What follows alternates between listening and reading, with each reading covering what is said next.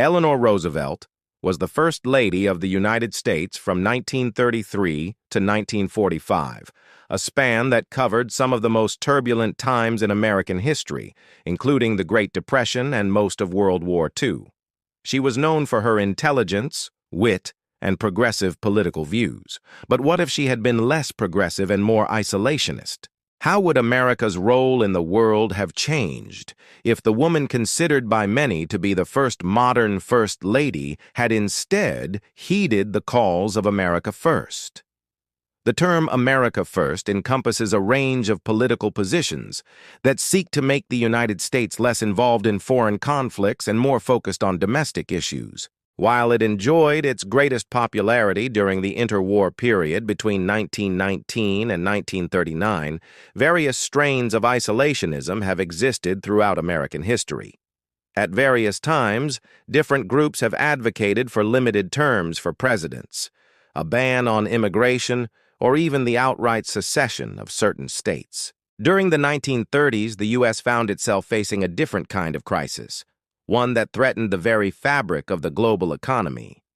The Great Depression, which began with the stock market crash of 1929, caused widespread unemployment, poverty, and despair. As other countries struggled with their own economic crises, Americans felt the impact of the Depression acutely. And President Franklin Delano Roosevelt's New Deal programs were created in response. So when the U.S. was hit with the infamous sinking of the Lusitania in 1915, resulting in the deaths of 128 Americans, isolationist sentiment ran high. Many Americans felt that the country had already taken on too much, and that involvement in another costly European conflict would only worsen the situation at home.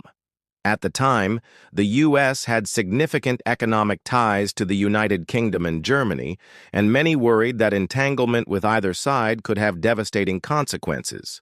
And although the sinking of the Lusitania did result in the United States declaring war on Germany, it was not until 3 years later that the country actually entered the fray. But what if Eleanor Roosevelt had used her position to argue against American intervention abroad? As the longest-serving First Lady in history up to that point, she was a prominent figure who used her influence to advocate for various causes. If she had become a vocal critic of the war, it is possible that public opinion would have shifted further towards isolationism. This could have led to a change in policy, resulting in the United States remaining officially neutral throughout the entire conflict. Of course, the United States did eventually join the Allies and play a pivotal role in winning the war. But what if the isolationists had won the day and America had stayed out of it? In the short term, it is possible that the war would have dragged on for much longer and resulted in even greater loss of life.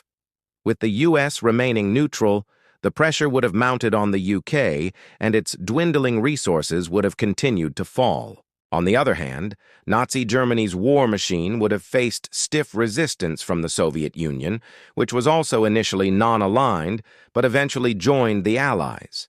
In this alternate timeline, the outcome of the war in Europe could have been far more uncertain, with the possibility of a stalemate or even a victory for the Axis powers.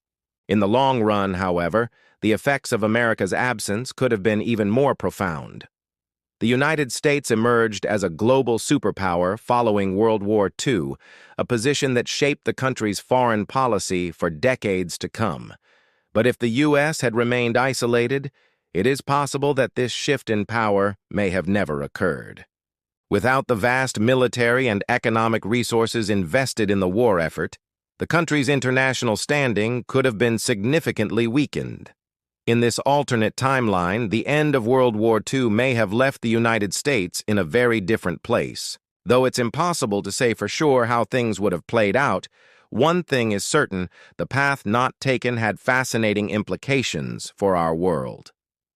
As we conclude this episode, I invite you to consider another. What if the sinking of the Lusitania had never happened? Or what if the United States had joined the conflict on the side of the Central Powers? Share your thoughts in the comments below, and let's continue to explore these pivotal moments in history together. Thank you for watching.